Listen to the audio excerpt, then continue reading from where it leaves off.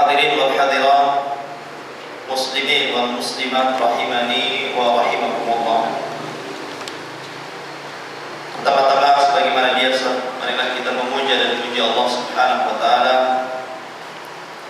yang telah banyak memberikan nikmat kepada kita, terutama nikmatul iman dan nikmatul Islam, sehingga pada malam hari ini Allah pertemukan di sini tidak lain dan bukan dalam rangka mensyukuri nikmat Allah Subhanahu wa taala yang berupa dinul haq ini. Salawat dan salam tak lupa pula kita curah limpahkan kehadiran baginda alam Nabi besar Muhammad sallallahu alaihi wasallam. Insyaallah pada malam hari ini kita melanjutkan kajian kita, masih membahas kitab Arba'in An-Nawawi, 40 hadis Nabi sallallahu alaihi wasallam, di mana pada malam hari ini sudah masuki hadis yang ke-13 dari 40 hadis yang dikumpulkan oleh Imam An-Nawawi dalam kitabnya Al-Arba'in An-Nawawiyah. Qala muallifu rahimahullahu ta'ala an Abi Hamzah Anas bin Malik radhiyallahu anhu khadimi Rasulillah sallallahu alaihi wasallam an Nabi sallallahu alaihi wasallam qala la yu'minu ahadukum hatta yuhibba li akhihi ma yuhibbu li nafsihi. Rawahul Bukhari wa Muslim. Dari Abi Hamzah Anas bin Malik radhiyallahu anhu. Jadi Abu Hamzah adalah kunyah dari seorang sahabat yang bernama Anas ibnu Malik, dan ini sunnah hukumnya. Jadi kalau kita punya anak, maka hendaklah nama kita dinasabkan kepada anak kita. Jadi kalau si A punya anak Luqman, maka sunnah kita sebut Abu Luqman. Kalau si B punya nama Muhammad, maka kita boleh ataupun kita disunnahkan untuk menyebut Abu Muhammad. Atau dengan bahasa Indonesia, bapaknya Luqman, ini bapaknya Muhammad. Begitu juga ibu. Yang salah di masyarakat ini, banyak ibu itu dinasabkan kepada bapaknya atau kepada suaminya. Umpamanya suami si ibu itu namanya Muhammad, disebut Ibu Muhammad. Ini salah besar. Bahkan ini sebuah perbuatan dosa yang dilarang oleh Nabi sallallahu alaihi wasallam, karena menasabkan yang bukan nasabnya. Nabi sallallahu alaihi wasallam melaknat orang-orang yang menasabkan kepada yang bukan nasabnya. Di masyarakat kita biasa, ya, kalau ada istri, suaminya Muhammad, ibunya Muhammad. Dalam bahasa Arab salah. Kalau disebut Ibu Muhammad berarti Muhammad anaknya, bukan suaminya. Ini juga kesalahan di masyarakat yang harus diluruskan. Jadi kalau anda sebut seseorang, nasabkan kepada anaknya, ataupun umpamanya seorang ibu anaknya Luqman, maka Ummu Luqman atau ibunya Luqman. Ya. Kalau ibu ini punya anak, umpamanya Ahmad, maka kita katakan Ummu Ahmad atau ibunya Ahmad. Jangan kemudian dinasabkan kepada suaminya. Ya. Masyaallah muslimin rahimani wa rahimakumullah. Dan kunyah dalam Islam itu sunnah hukumnya. Makanya di sini Nabi sallallahu alaihi wasallam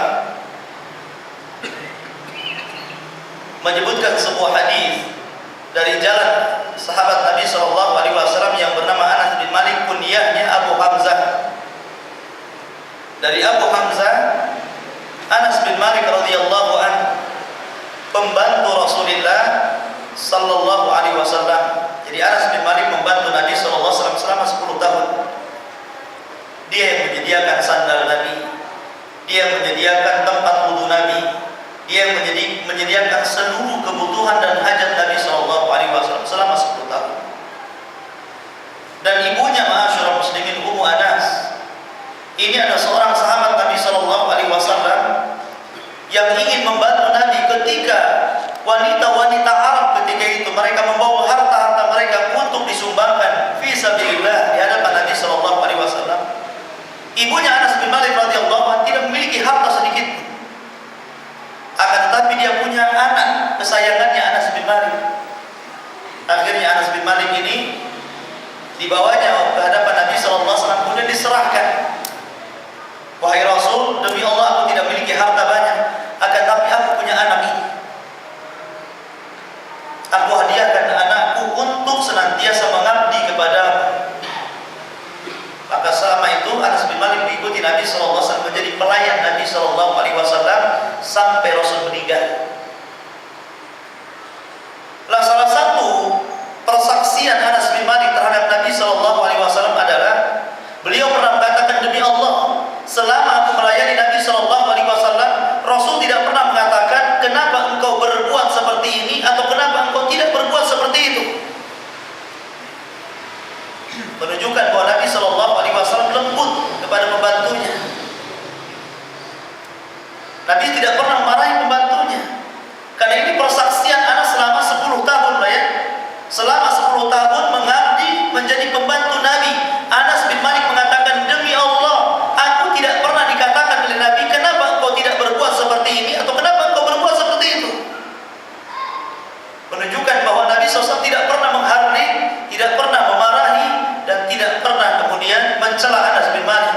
Tapi lihat di zaman sekarang, ma'asyiral muslimin, salah sedikit saja disemprotnya, salah sedikit saja disetrika, salah sedikit saja sampai dibunuh, ya dan billah. Dan lihat kondisi-kondisi TKW-TKW di negeri-negeri seberang, banyak kekerasan, di antara mereka yang sampai diperkosa, dibunuh. Ini kekejaman, padahal mereka hidup negeri Islam. Padahal pembantu itu bagian daripada keluarga, makanya pembantu tidak boleh dijadikan saksi dalam keluarga. Kenapa? Karena dikhawatirkan persaksian pembantu condong kepada majikannya. Makanya Islam melarang menjadikan pembantu itu saksi. Karena pembantu bagian dari keluarga. Dikhawatirkan ketika dia bersaksi dalam persaksian tertentu, dia lebih membela majikannya. Menunjukkan bahwa pembantu itu bagian daripada keluarga, ini maksudnya. Tapi Islam melarang menjadikan saksi. Ma'asyiral muslimin rahimani wa rahimakumullah. La Anas bin Malik radhiyallahu anhu ini selama 10 tahun lamanya mengabdi kepada Nabi sallallahu alaihi wasallam, tidak pernah dimarahi Nabi sallallahu alaihi wasallam. Lembutnya Nabi kepada Anas bin Malik. Sehingga para ulama mengatakan orang itu dikatakan baik kalau mendapatkan pujian dari beberapa orang. Pertama dari istrinya, yang kedua kalau dia suami dari istrinya, kalau dia istri dari suaminya tentunya. Yang kedua dari pembantunya. Yang ketiga dari tetangganya. Yang keempat dari kawannya. Yang kelima dari musuhnya. Kalau 5 orang ini memuji orang ini baik. Kadang ada orang baik di hadapan istrinya, dimaki sama tetangganya.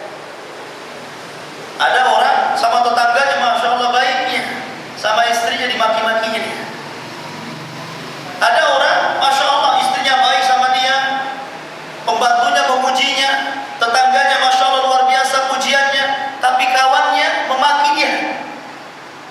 Ya. Dan tidak ada orang yang terkumpul kecuali Nabi Sallallahu Alaihi Wasallam dan para sahabatnya. Maksudnya 5-5-nya memuji Nabi Sallallahu Alaihi Wasallam.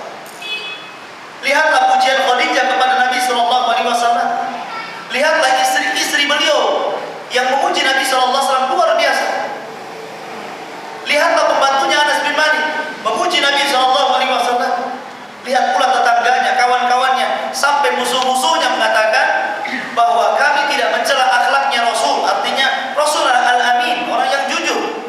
Akan tetapi karena dakwahnya saja Nabi dibenci. Oleh karena itu minimalnya kita, karena kita bukan seorang Nabi dan bukan sahabat Nabi, minimalnya dipuji 3 orang sudah cukup. Istri, tetangga, dan pembantu. Ini saja. Kalau 3 orang ini memuji kita, insya Allah kita dianggap orang baik. Kalau Umar bin Khattab menambahkan lain, ya, menambahkan lain, ketika ada seseorang yang dijadikan saksi, kemudian orang ini mengatakan, ya Umar, orang ini baik. Kata Umar, dari mana engkau tahu kebaikan? Apakah engkau pernah berdagang dengan dia? Apakah engkau pernah menjadi tetangganya? Dan apakah engkau telah menjadi kawan dekatnya?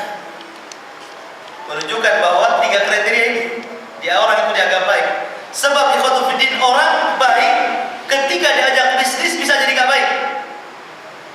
Ya. Orang baik ketika dia diajak safar baru ketahuan bakhilnya, ketahuan pelitnya, ketahuan susah menolongnya. Dan orang itu kalau sudah ada teman baik pasti akan kelihatan cacat dan aibnya. Tapi kalau hanya kenal begitu saja mungkin dianggapnya orang baik. Makanya Umar mengatakan orang ini dianggap baik, dikatakan pernah kau berdagang dengan dia sehingga kau tidak pernah disakiti dalam perdagangannya, atau engkau pernah safar dengan dia sehingga engkau melihat akhlak yang baik dia, atau engkau menjadi kawan dekatnya. Ya, ikhwatu fiddin azani Allah wa iyyakum. Tapi yang jelas kembali bahwa Anas bin Malik telah memberikan persaksian kepada Nabi sallallahu alaihi wasallam bahwa Nabi adalah tuan yang sangat baik kepada para pembantunya, termasuk Anas bin Malik radhiyallahu anhu. Dan ini adalah pelajaran besar bagi antum yang punya pembantu. Bahwa pembantu itu bagian dari keluarga. Jangan kemudian dibeda-bedakan, cara makannya dibeda-bedakan. Ada orang yang ngasih makan sama pembantu itu sisa makanan keluarga, ya dan billah, mereka bukan hewan, ya khotofidin, mereka manusia. Ya, ajaklah makan dengan kita, apa salahnya? Kemudian kata Anas bin Malik radhiyallahu anhu mengatakan, hadis Nabi sallallahu alaihi wasallam qala, la yu'minu ahadukum, tidaklah salah seorang di antara kalian beriman hatta yuhibba li akhihi ma yuhibbu li nafsihi, sampai salah seorang di antara kalian mencintai saudaranya sebagaimana dia mencintai dirinya sendiri. Coba bagaimana kita mencintai diri sendiri? Kalau kita sakit pasti kita langsung berobat. Kalau kita lapar pasti kita langsung makan. Kalau kita haus pasti kita langsung minum. Kalau kita ada keperluan pasti kita bergegas, bersegera. Itu kecintaan kepada diri kita.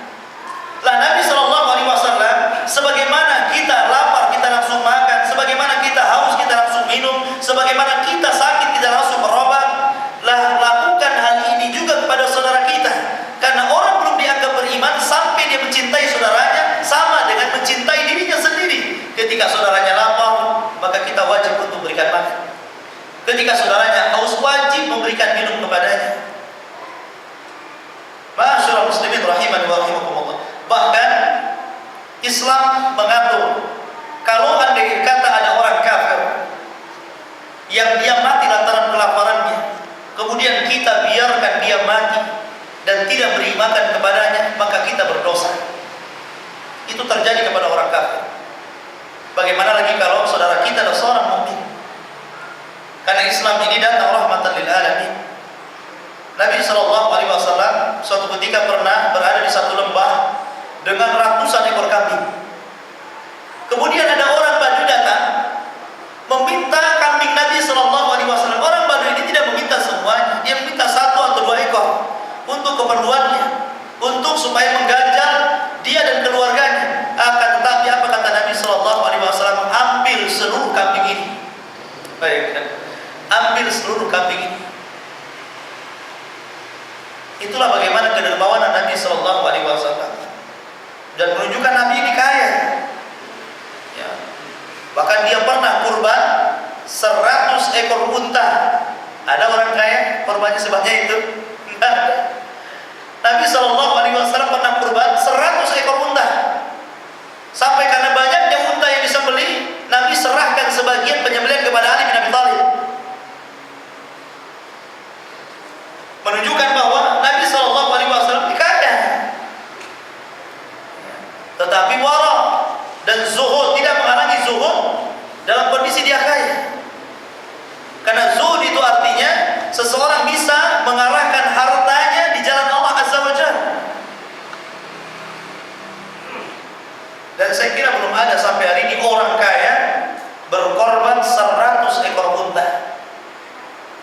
atau 100 ekor sapi, atau 100 ekor kambing. Kalau ayam nggak bisa, ya paling kecil kurban itu kambing, ya paling kecil. Walaupun ayam 100 ekor nggak sah kurbannya, paling kecil kurban itu kambing, paling besar unta, tidak ada di atas unta, tidak ada gajah. Ya. Ma'asyiral muslimin rahimani wa rahimakumullah. Tadi sini Nabi SAW mengajarkan tentang ukhuwah persaudaraan, dan itu pernah diajarkan Nabi SAW. Jadi kenapa Nabi sukses berdakwah itu? Salah satu dakwahnya adalah menyeru manusia kepada ukhuwah Islamiyah, persaudaraan, menghindarkan permusuhan, berdakwah kepada persatuan.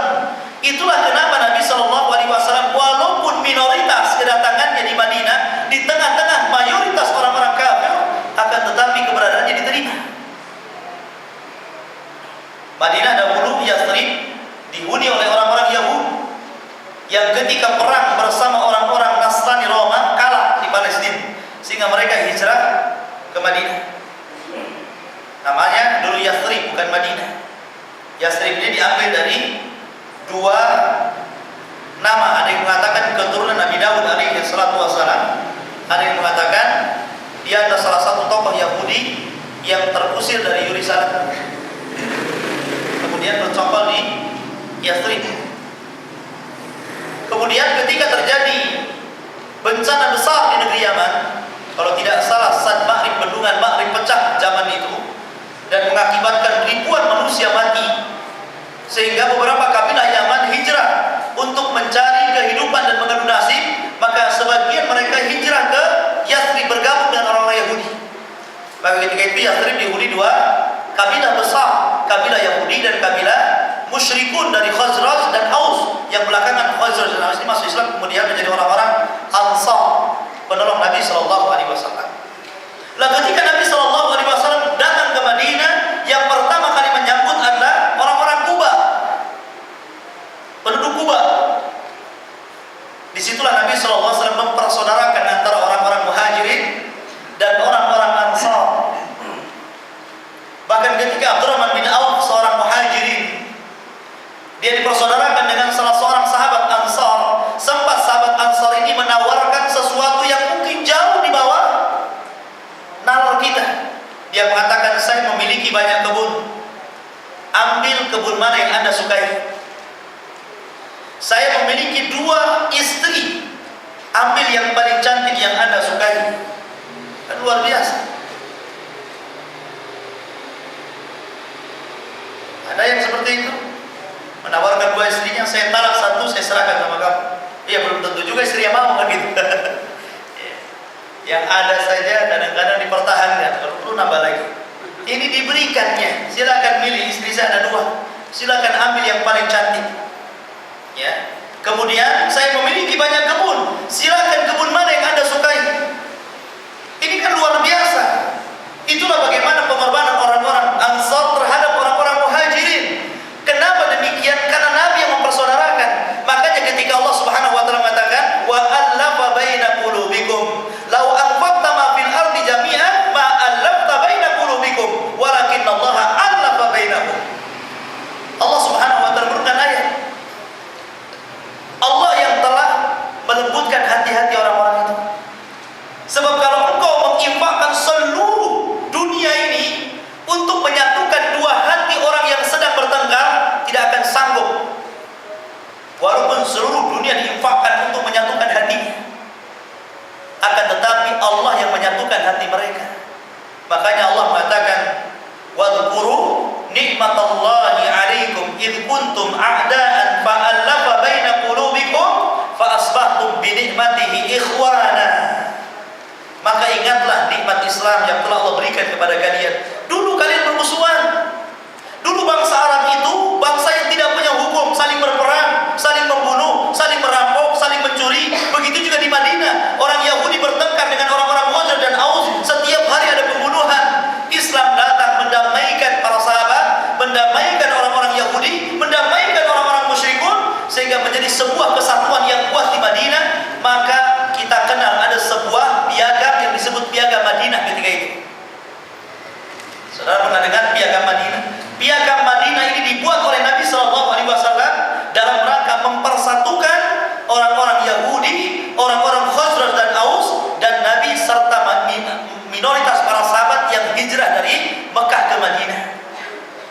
Nabi mengatakan, buat apa kalian harus berselisih? Bukankah jalan yang kita lalui adalah jalan yang sama? Bukankah pasar yang kita berjual beli juga pasar yang sama? Bukankah sumur yang kita ambil airnya untuk masak dan kebutuhan kita adalah sumur yang sama? Apa yang harus kita pertengkarkan di sini? Ayo kita buat sebuah negara yang berbasis kota, kita bersatu di sini. Dan ternyata ide Nabi SAW diterima ketika itu. Maka Madinah, Yathrib yang ketika itu menjadi basis kekuatan antara 3 kabilah yang berseberangan sebelumnya. Dan disitulah Nabi SAW berhasil mengislamkan kabilah besar Khazraj dan Aus yang belakangan mereka disebut Ansar, penolong Nabi SAW. Akan tapi Yahudi berkhianat sehingga diusir dari Yathrib. Setelah tidak ada lagi orang Yahudi Yathrib, maka Nabi SAW merubah kota Yathrib menjadi Madinah Al-Munawwarah. Itu semua karena persaudaraan. Ya. Ikhwatul fiddin azani Allah wa iyyakum. Lah Nabi SAW mengajarkan persaudaraan ini dalam sabdanya, la yu'minu ahadukum. Tidaklah salah seorang di antara kalian dianggap beriman atau sempurna imannya hatta yuhibba, sampai dia mencintai li akhihi, kepada saudaranya, ma yuhibbu li nafsihi, sebagaimana ia mencintai dirinya sendiri. Bagaimana kita mencintai diri kita, itu pula lah yang harus kita cintai saudara kita. Tapi masyarakat kita, ikhwatul fiddin azani Allah, sudah jauh daripada nilai-nilai keislaman. Banyak orang-orang yang kaya tidak peduli kepada saudaranya yang miskin. Yang kaya makin kaya, yang miskin makin miskin. Padahal dalam Islam, kalaulah seandainya orang kaya itu menyetorkan jangan hartanya, zakatnya saja. Bukankah zakat itu harta kotor yang harus dibuang? Makanya Rasul mengatakan keluarga Nabi tidak berhak mendapatkan sedekah. Kenapa?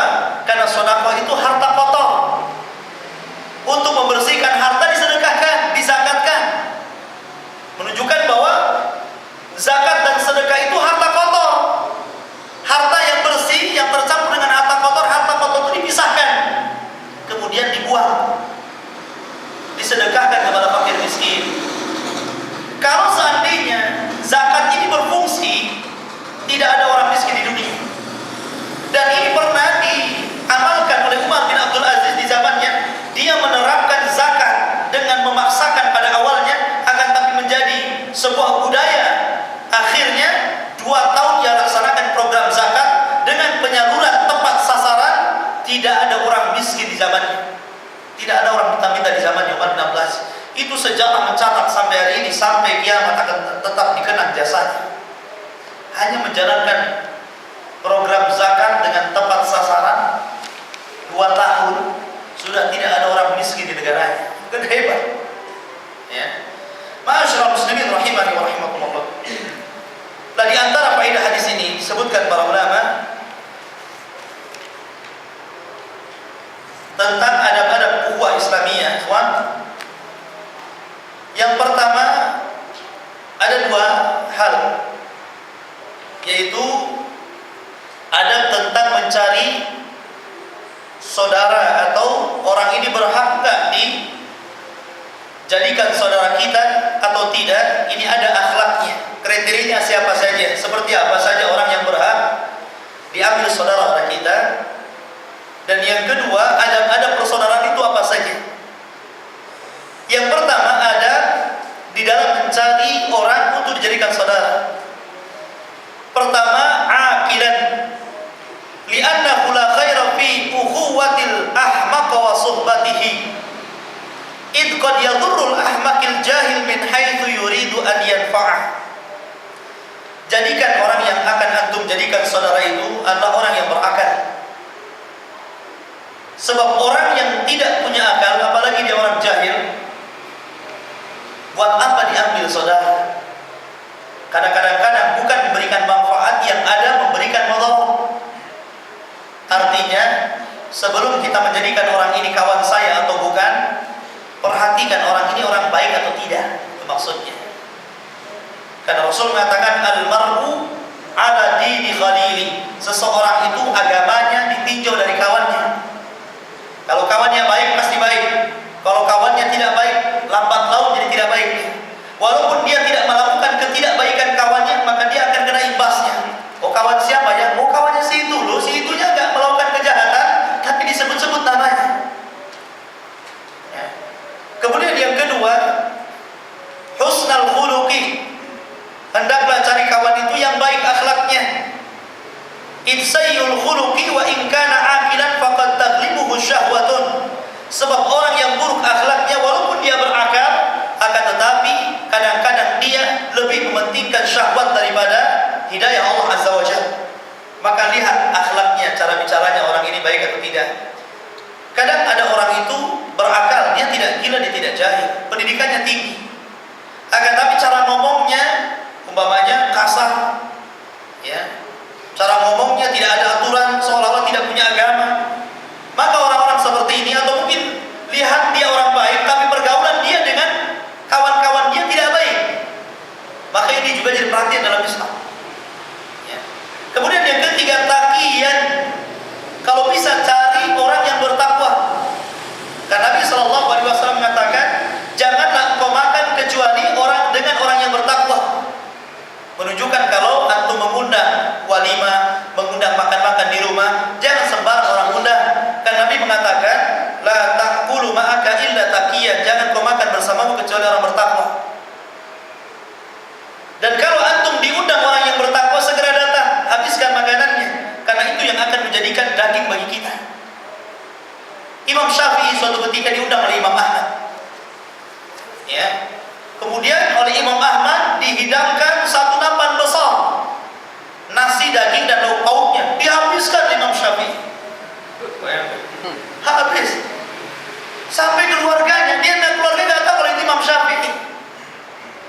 Keluarganya mengatakan, demi Allah aku tidak pernah melihat orang serakus ini. Dihabiskannya Imam Syafi'i. Jadi Imam Ahmad cobalah bertanya kepada Imam Syafi'i, ya Imam, kenapa anda menghabiskan sebelum makan? Apa kata Imam Syafi'i? Hanya dengan makananmu tulang-tulangku semakin kuat. Hanya dengan makananku daging-dagingku semakin kuat, sehingga aku lebih kuat untuk memperjuangkan Islam ini. Karena saya yakin tidaklah anda mencari harta kecuali yang halal. Lihat, Imam Syafi'i paham, nggak mungkin Imam Ahmad menghidangkan sebuah hidangan dari hasil haram.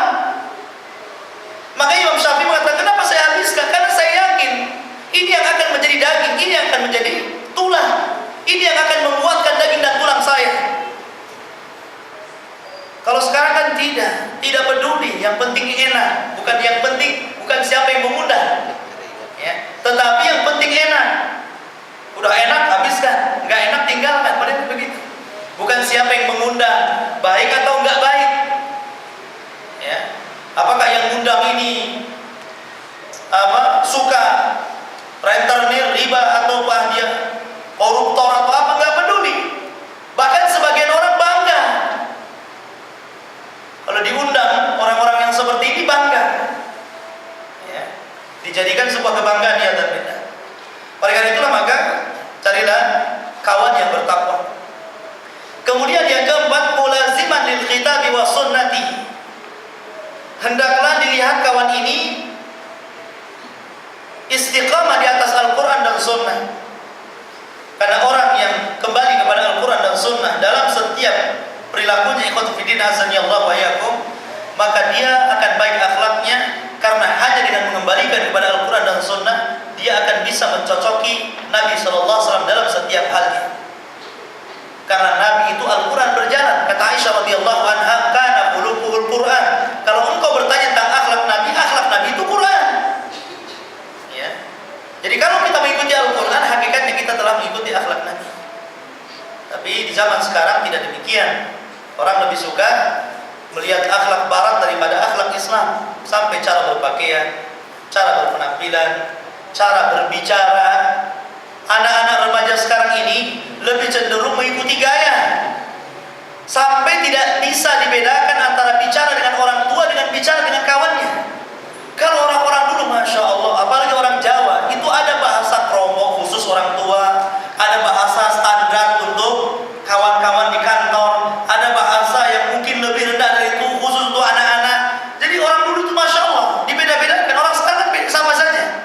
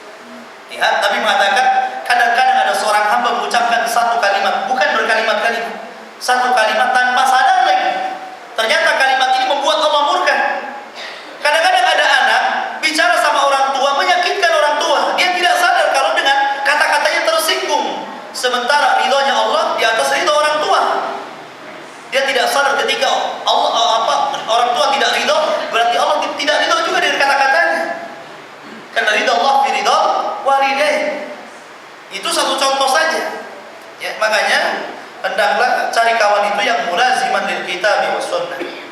Ini diantara hati-hati dalam mencari kawan untuk dijadikan ukhuwah Islamiyah. Kemudian sekarang ada tentang ukhuwah itu sendiri. Yang pertama, al-muwasatu bil mal. Hendaklah seseorang itu meluaskan dengan hartanya, artinya jangan pelit. Ya, jangan bakhil terhadap saudaranya. Sebagaimana hal ini sudah dicontoh oleh para sahabat Nabi sallallahu alaihi wasallam kepada sahabat-sahabat yang lainnya. Bahkan Nabi sallallahu alaihi wasallam adalah orang yang paling dermawan, terutama di bulan Ramadan, terutama ketika Jibril datang di 10 akhir Ramadan. Maka Nabi bertambah kedermawanannya. Kemudian an yakuna kullun minhuma, dan contoh tentang kedermawanan sudah ma'ruf. Salah satunya datang dari siapa?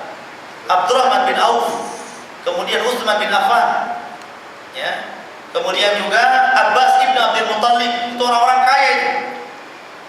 Islam ini juga perlu kaya. Kenapa Amerika menang? Karena banyak orang kayanya. Kenapa Islam kaya? Kalah karena banyak orang miskinnya. Maka kita juga perlu kaya untuk membela Islam tentunya. Orang-orang kaya dalam Islam banyak. Abbas bin Abdul Muttalib, Utsman bin Affan, Abdurrahman bin Auf, Abu Bakar Siddiq radhiyallahu anhu. Itu orang-orang kaya itu.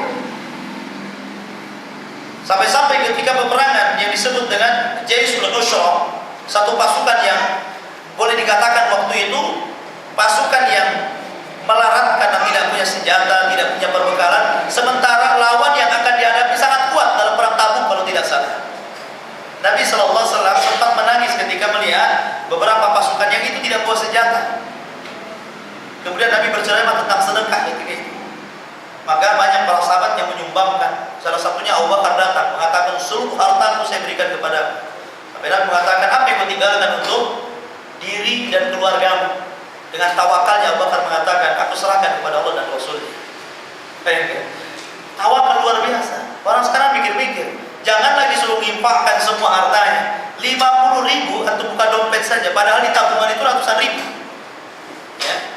Yang mungkin ke bawah gitu, ada 5.000, ada 100.000, ada 50.000, ada 1.000, ada yang koin itu.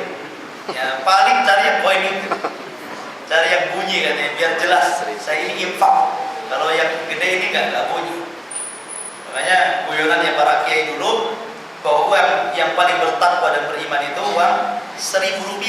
Pengajian, ikut ngaji, ke masjid, ikut ke masjid. Coba lihat bongkar tuh kotak infak masjid itu. Lebih banyak mana, ribuan apa 50 ribuan? Pasti banyak ribuan itu. Yakin itu. Ya, makanya mata uang yang paling bertakwa dan beriman itu ya uang ribuan. Padahal saya kira satu kapling tanah di sini itu tidak ada yang harganya 1.000, apalagi tanah di sorga. Kok bisa masuk sorga dengan Rp1.000? Ingin beli kapling di sorga, ya nggak dapat. Yang tanah di sini aja 1.000 perak nggak dapat satu kapling. Ya, kok dicita-cita ingin dapat sorga dengan infak Rp1.000? Ma'asyiral muslimin rahimani wa rahimakumullah. Jadi para sahabat dahulu Utsman bin Affan datang. Umar bawa separuh hartanya, datang lagi Utsman lebih banyak lagi, sampai Nabi sallallahu alaihi wasallam mengatakan, "Ma dharra Utsman ba'da hadzal yaum." Demi Allah tidak akan madaratkan Utsman setelah hari ini atas apa yang diinfakkan. Ya, artinya tidak ada kecelakaan lagi bagi Utsman apapun yang dia kerjakan, karena dia yang paling banyak menginfakkan harta yang ketika itu.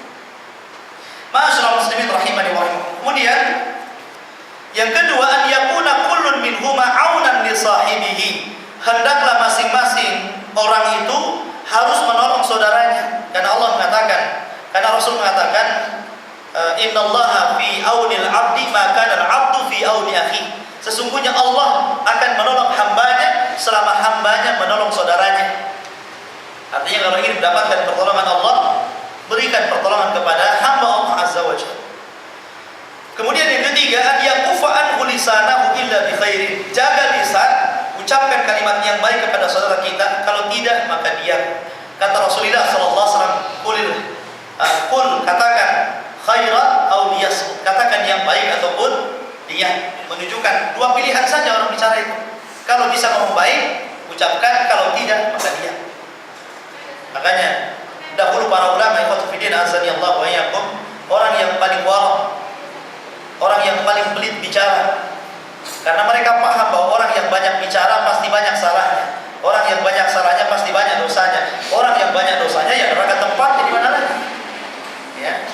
Oleh karena itulah maka orang dulu itu sangat menjaga lisan. Makanya gara-gara lisan orang itu bisa tergelincir ke dalam neraka. Mu'adz bin Jabal pernah bertanya kepada Nabi SAW, "Ya Rasul, apakah lantaran ini maksudnya lisan saya orang itu dimasukkan jahanam?" Nabi marah dengan mengatakan, "Sakarat ka ummuka ya Mu'adz." Celaka kau ya Mu'adz. Fa hal yaqubbun nas ila nari jahannam illa hasaidu alsinatihim. Berapa banyak orang-orang yang terjungkal dalam neraka jahanam akibat lisan-lisan mereka.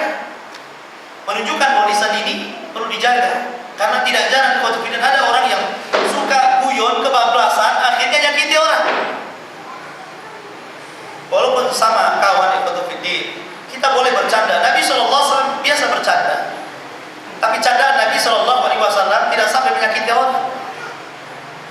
Nabi pernah bercanda, ada nenek-nenek datang kepada Nabi SAW. Nenek ini bertanya, "Wahai Rasul, adakah nenek-nenek di sorga?" Kata Rasul, "Tidak ada nenek-nenek di sorga." Nangis nenek-nenek ini pulang. Karena disangka dia tidak bisa masuk sorga.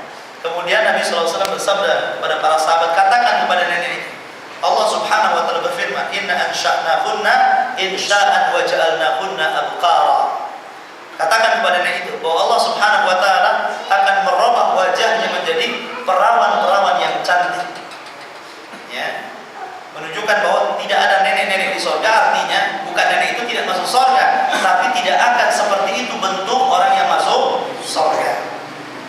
Maka disebutkan bahwa penduduk surga, wanita-wanitanya usianya sebaya, atrabah wa kawaiba atrabah wa ka'san dihaqa. Ya, artinya kawaiba atrabah itu artinya sebaya artinya umurnya sebaya antara 32 sampai 33 tahun. Itu saja umurnya, nggak akan bertambah, nggak akan berkurang. Ya. Kalau kita kan tambah tahun, tambah tua. Di sana nggak ada tambah tahun, nggak ada istilahnya tahun kedua, tahun ketiga. Ya segitu saja umurnya, 22, 23, 22, 23. Bahkan yang ada wajahnya makin cantik. Kalau wajahnya sudah buram, sudah mulai tidak bagus lagi, setiap hari Kamis di surga itu ada satu pasar khusus untuk memperbaiki wajah manusia. Jadi mereka hari Kamis keluar rumah, kemudian ke pasar, nunggu ada angin yang menghempaskan debu. Ketika angin itu datang kemudian membawa debu dan terhempas kepada wajah dan badannya, tiba-tiba Allah Subhanahu wa ta'ala merubah wajahnya menjadi lebih cantik lagi, lebih ganteng lagi, lebih gagah lagi, lebih kuat lagi, sehingga ketika mereka pulang ke rumah, istrinya kaget seolah tidak mengenali siapa Anda. Saking kembali lagi menjadi muda. Ya, tapi jangan antum praktekkan di jalan raya, nunggu debu di jalan raya, yang ada gosong wajah kita. Ya. Jadi Nabi SAW menunjukkan bahwa itulah kenikmatan penduduk surga. Penduduk surga itu masya Allah, tidak pernah jelek, makin cantik. Bahkan tugas seorang laki-laki itu memecahkan keperawanan wanita setiap malam. Dan wanita tidak pernah hilang keperawanan. Hari ini perawan, dipakai lagi besok perawan lagi, dan begitu seterusnya. Ya. Karena memang itulah kenikmatan yang Allah Subhanahu wa ta'ala berikan. Karena manusia suka dalam hal kenikmatan yang bersifat syahwatiyah, syahwat. Maka Allah Subhanahu wa ta'ala berikan, akan tapi banyak orang yang tergesa-gesa di dunia sehingga tidak mendapatkan kenikmatan di surga. Kata para ulama, man ista'jala qabla awani uqiba bihirmani. Orang yang tergesa-gesa sebelum waktunya, akhirnya Allah hukum diharamkan selama-lamanya. Orang yang tergesa-gesa mabok di dunia, kemudian dia tobat, kemudian mati, dia tidak akan mabok di surga, walaupun dia masuk surga. Padahal di surga itu ada satu air yang terbuat dari khamar. Ada satu sungai khamar semua, ada satu sungai susu semua, ada satu sungai asal madu semua, ada satu sungai jernih, masya Allah, luar biasa. Ya, jadi kalau kita mabok aja bersama kita di surga, tidak perlu mabok di sini. Ya. Kemudian di sini dilanjutkan, an yu'tiyahu min lisanihi ma yuhibbu min. Akan tetapi setelah tadi melarang kita mengatakan sesuatu kecuali yang baik, kita pun harus memberikan lisan terbaik kepada saudara kita. Kata-kata terbaik artinya kalimat-kalimat terbaik kepada saudara kita. Jadi an yu'tiyahu min lisani, hendaklah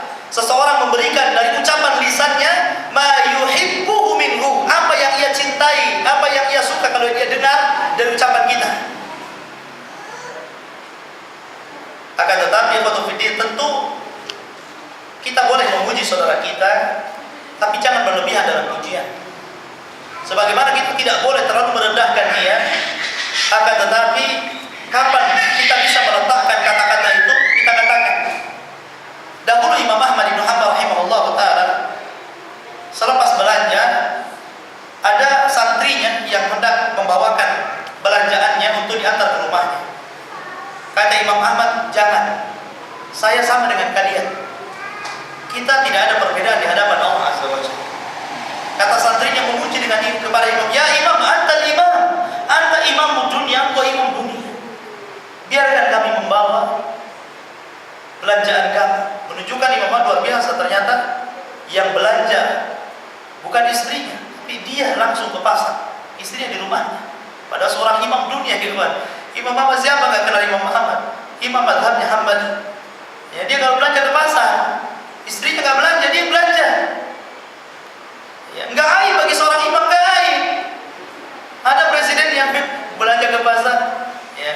Kalau sekarang alhamdulillah, baru Pak RT saja dibawakan sama warganya, sudah bangga, dia bawa aja. Sekali itu tuh belum masih banyak. Semuanya kalau perlu. Ya. Tapi Imam Ahmad menolak, jangan, kamu dengan saya ini sama. Lihat perkataan Imam Ahmad. Laula sitrullahi alaina laqtadahna, kata Imam Ahmad. Ya. Sebenarnya engkau tidak tahu saja aibku. Kalau Allah Subhanahu wa taala buka aibku, kata Imam Ahmad, dan Allah Subhanahu wa taala menampakkan aibku yang sesungguhnya kepadamu, la hatautum biturab, kamu pasti akan melempar debu ke mukaku. Masya Allah. Kata Imam Ahmad, kamu itu tidak tahu saja aibku, makanya kamu memuji aku.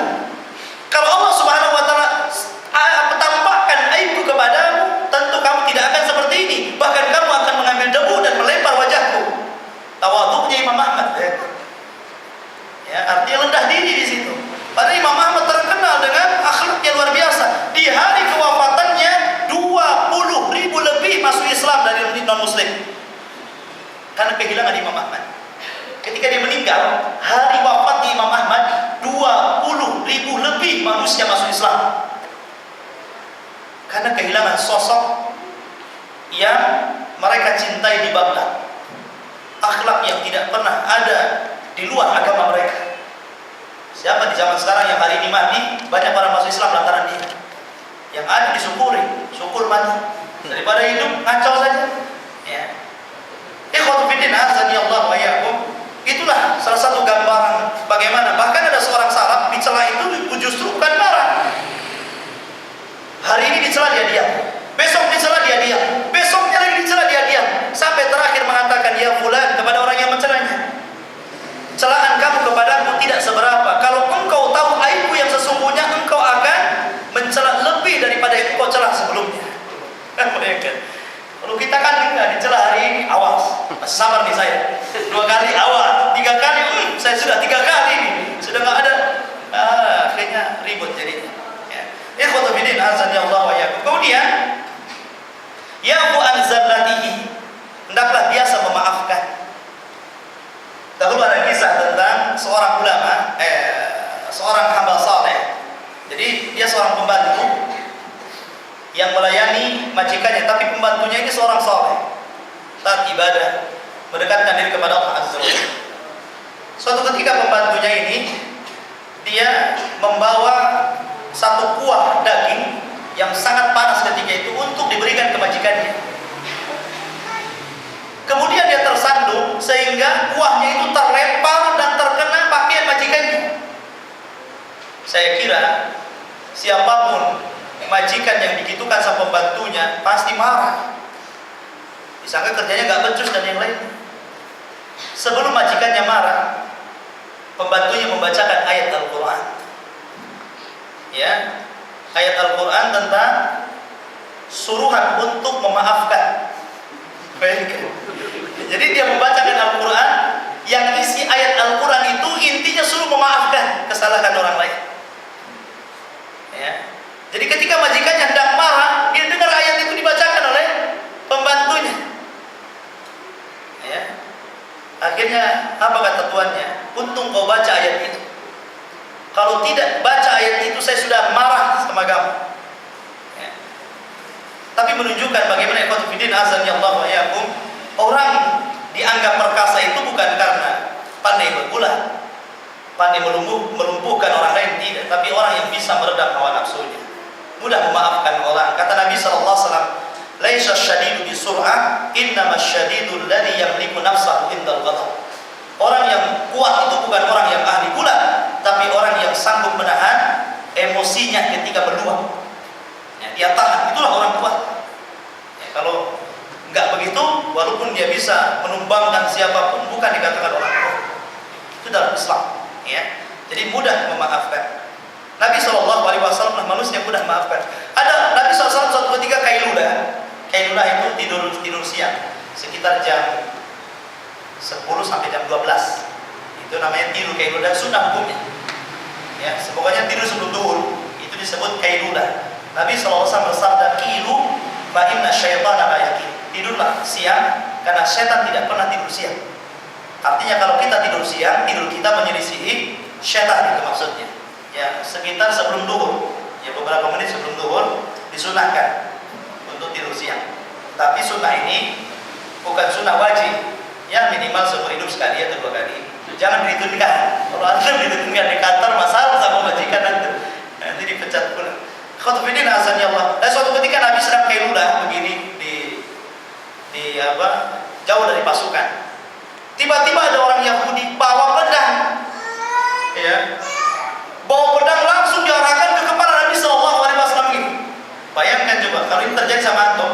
Antum baru bangun tidur, tahu-tahu di depan antum sudah pistol ngarah begini. Saya kira panik orang ini. Tapi Nabi SAW dengan tenangnya ketika orang Yahudi mengatakan, "Man yamna'uka min ya Muhammad?" Hai Muhammad, siapa yang bisa mencegah dari pedangku ini?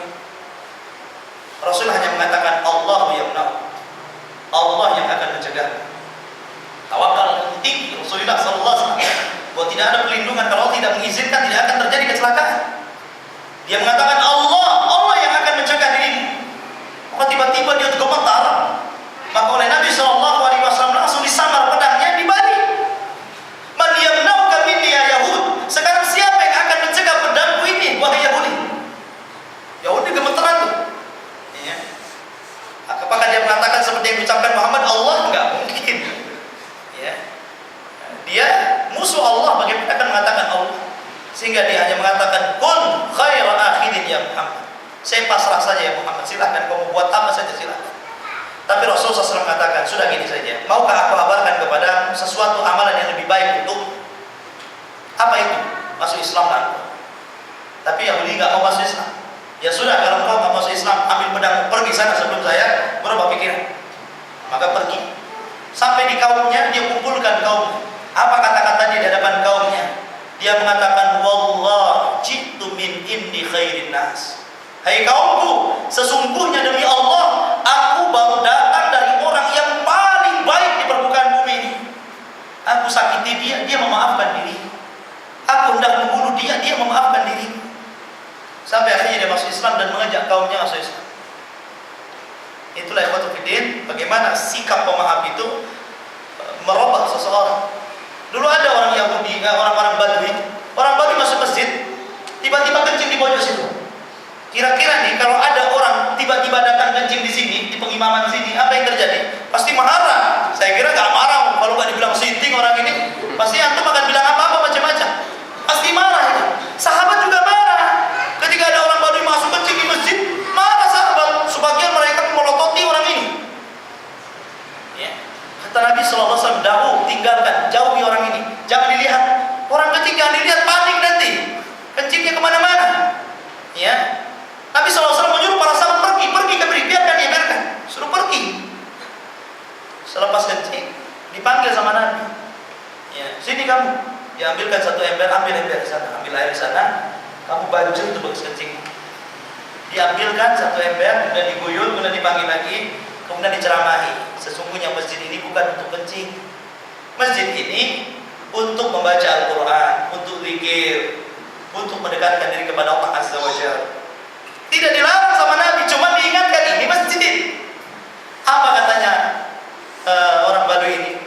Dia mengatakan, "Allahumma arhamni wa Muhammadan wa la tarham minhum ahada." akibat penyayangnya Nabi SAW kepada orang Yahudi, kepada orang Badui ini, orang Badui mengatakan, "Ya Allah, rahmati aku dan Muhammad saja, dan engkau jangan merahmati mereka yang memelototi diri." Bayangkan, ya. Nabi SAW tidak marah, tapi Nabi SAW terbaik mengingatkan orang ini. Sampai ketika ada suatu ketika Nabi berkumpul begini, lagi ngaji begini, tiba-tiba ada orang datang minta izin untuk berzina. Nabi lagi ini ngomong sama sahabatnya, tiba-tiba ada pemuda datang berdiri dengan tidak sopannya dengan mengatakan, "Ya Muhammad, izin li berzina." Muhammad, izinkan aku berzina. Bayangkan, siapa yang enggak marah? Saya kira marah kalau ada orang datang ke sini izin sama saya minta berzina, kena goyah namanya. Ya marah tuh, ini apa ini? Minta izin berzina apa sama ustaz, kan begitu. Ini sama Nabi. Minta izin berzina sama Nabi, bayangkan. Apa Nabi marah? Tidak. Sini kamu, duduk sini. Duduk. Kemudian Nabi berbicara, "Apakah kamu ridho kalau ibumu dizinahi orang? Apakah kamu ridho kalau saudari perempuanmu dizinahi orang? Apakah kamu ridho kalau bibimu dizinahi orang?" Kata orang ini, "Enggak ridho lah saya. Sebagaimana engkau tidak ridho, maka mereka juga tidak ridho anaknya dizinahi kamu, orang tuanya dizinahi kamu, bibinya dizinahi kamu." Bayangkan, lagi dia sadar nggak zina? Ya, Ma'asyiral muslimin, lihatlah cara Nabi SAW di sini. Ada teknik-teknik untuk melumpuhkan orang ini. Orang sekarang kan enggak. Kalau dia pelototi lagi. Ya, dia marah lebih kencang lagi marahnya. Ya, dia nojok, kawan-kawannya dipanggil. Ya, jadi padahal Nabi SAW mengajarkan bahwa kebaikan itu dibalas dengan yang lebih baik, kejelekan dibalas dengan kebaikan. Kemudian yang selanjutnya, an yafiya lahu fil ukhuwati fayathbuta 'alaiha wa yadima 'ahdaha. Hendaklah menjaga persaudaraan ini dengan cara kalau dia berjanji taati janjinya.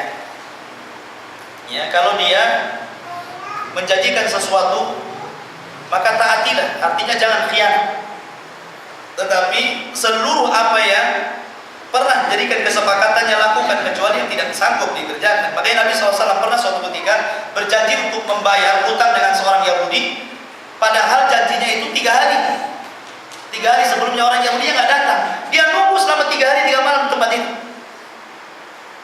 Ya, sampai akhirnya datang. Barulah kemudian Nabi SAW menyodorkan hutang. Bayangkan 3 hari 3 malam dia nunggu di tempat yang sudah dijanjikan. Itulah akhlak Nabi SAW. Orang sekarang kan tidak. Wah, mungkin dia nggak mau duit, ya sudah, saya balik aja. Ya. Dia butuh, bukan saya yang butuh. Biar dia ke rumah. Ya. Ikhwatufidin azani Allah. Orang cenderung kasar. Makanya dahulu ikhwatufidin ada seorang sahabat atau seorang salaf, ya. Mungkin seorang sahabat tabi'in, Allah alam, saya lupa. Tapi ada seseorang yang sama-sama amanah. Orang ini saling berhutang. Ya, aku memiliki keperluan, kamu punya uang nggak? Berapa real? Sekian real, dulu dinar, sekian dirham. Ya. Kemudian orang ini mengatakan, siapa saksimu? Dia mengatakan, Allah saksimu. Oke, kalau kamu sudah mengatakan bahwa saksimu Allah, aku percaya kepadamu. Kemudian diserahkan uang dalam jumlah yang banyak. Kemudian disepakati kapan akan diberikan, di mana tempatnya, pada waktu apa. Disepakati. Ya. Ketika itu memang rumah yang punya uang di seberang selat, ada selat yang memisahkan antara mereka berdua, dan mereka baru terhubungkan dengan perahu karena tidak ada jembatan, dan perahu di zaman itu tidak seperti perahu di zaman sekarang. Pada waktu yang ditentukan dia hendak menyeberang dan membawa uangnya. Tiba-tiba tidak ada perahu ketika itu karena cuaca tidak baik. Padahal dia sudah janji hari itu jam segitu akan ketemu dan menyerahkan duitnya. Akhirnya dia stres banget. Ya, bagaimana cara mengembalikan duitnya? Akhirnya dilihatnya satu kayu, kemudian dibelah kayu itu, kemudian uangnya ditaruh di situ.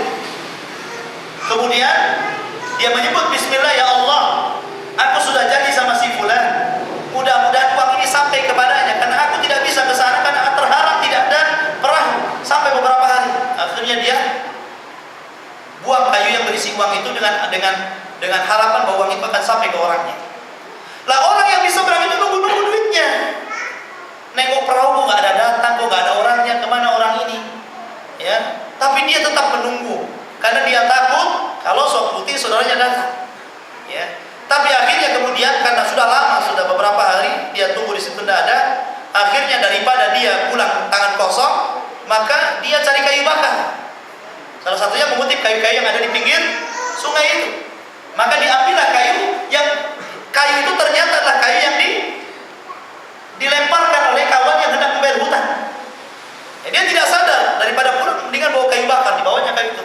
Sampai di rumah dibelah-belah, dia kaget bukan kemana karena ternyata di salah satu kayu yang dia bawa ada uang sebanyak yang hendak dia tunggu dengan ada tulisan itu dari saudaranya.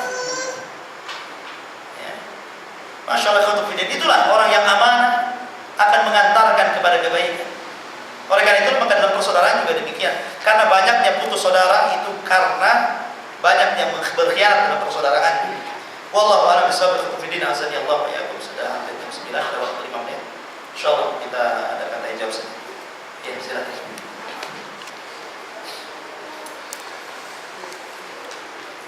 Iya, silakan. Ada hadis iman itu 70 cabang atau tingkat. Yang paling tinggi percaya kepada Allah, yang paling rendah meminggirkan bakso dulu dari jalan. Iya. Mencintai saudara itu di tingkat berapa kira-kira? Iya, alhamdulillah. Ahli sunnah wal jamaah ketika memberikan definisi ta'rif tentang iman, iman itu adalah qaulun bil lisan wa tasdiqun bil qalbi wa amalun bil jawarih, yaitu pembenaran hati, pengucapan lisan, kemudian amalan dalam perbuatan. Jadi iman itu mencakup amalan hati, mencakup amalan lisan, mencakup amalan perbuatan. Hadisnya tadi, yaitu iman itu bercabang. Yang paling tinggi ucapan la ilaha illallah. Ini amalan lisan namanya. Kemudian yang kedua, yang paling rendah adalah membuang duri dari jalan. Ini namanya perbuatan. Kemudian yang ketiga di situ wal haya'u syu'batun iman, dan rasa malu itu bagian daripada iman. Di mana letaknya malu? Dalam hati. Menunjukkan bahwa iman itu ada lisan, ada perbuatan, ada dalam hati. Tergabung dalam satu hadis. Dan iman itu bisa bertambah dan bisa berkurang. Bertambah karena maksiat, berkurang karena maksiat, bertambah karena ketaatan. Ketaatan yang menjadikan iman itu bertambah, maksiat yang menjadikan iman itu berkurang. Dan ini salah satunya terbukti dari ucapan Imam Syafi'i rahimahullah ta'ala. Ketika Imam Syafi'i berguru kepada Imam Waqi, di mana dalam perjalanannya itu senantiasa Imam Syafi'i melewati pasar, di depan pasar. Dan setiap kali melewati situ hafalannya selalu hilang. Sampai akhirnya dia mengadu kepada Imam Waqi. Syakautu ila Waqi an su'al hifz. Ya Imam Waqi, saya mengadu kepadamu, kenapa hafalanku selalu rontok, selalu hilang, ya, tidak kuat dan begitu seterusnya. Maka Imam Waqi mengatakan farsyadani bi antarkil ma'asi. Kemudian dia memberikan wasiat agar aku meninggalkan maksiat. Kemudian Imam Syafi'i berpikir, maksiat apa yang aku lakukan? Ya, dia berpikir terus, kenapa? Imam Waqi memberikan nasihat agar meninggalkan maksiat. Dari situ dia terngiang-ngiang ucapan Imam Waqi. Maksiat apa yang ia lakukan? Dipikirnya baru dia teringat bahwa maksiatnya karena dia melintas depan pasar. Menyaksikan orang-orang yang bermaksiat dianggap maksiat karena matanya. Menyaksikan orang yang bermaksiat kan jadi maksiat matanya. Baru dia teringat, oh gara-gara lewat di depan pasar melihat orang-orang yang curang dalam berdagang, itu dianggap maksiat. Ini yang menjadikan hafalan berkurang. Besoknya dia ganti rutenya, tidak lewat depan pasar lagi, tapi lewat belakang pasar. Dan itu ternyata manjur, hafalannya meningkat 100%. Menunjukkan bahwa kemaksiatan itu bisa mengurangi iman, ya, bahkan bisa melemahkan badan. Maksiat itu bisa melemahkan badan, ya. Makanya orang yang banyak melakukan ibadah, dia akan mampu untuk melakukan ibadah di atasnya. Contoh, orang yang biasa salat 5 waktu jamaah, orang yang biasa melaksanakan salat rawatib plus dengan salat rawatibnya, ketika dia melaksanakan salat malam akan lebih mudah. Karena salat yang paling utama dari salat sunnah itu qiyamul lail. Akan tetapi orang tidak mungkin bisa mengerjakan qiyamul lail kalau dia belum bisa mengerjakan salat 5 waktu. Yakin itu? Ya.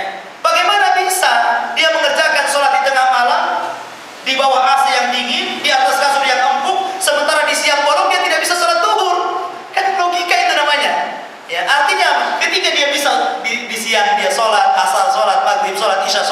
subuh sholat plus rawatibnya, yakin di malam hari dia bisa sholat malam. Karena iman itu bertambah, ya, menambah kekuatan. Ya. Tapi kalau orang ngaku-ngaku saya rajin sholat malam, tapi orang ini tidak sholat wajib, dustakan ucapannya. Ya. Karena apa? Di siang hari nggak bisa sholat duhur, cerita malam hari lagi. Ya.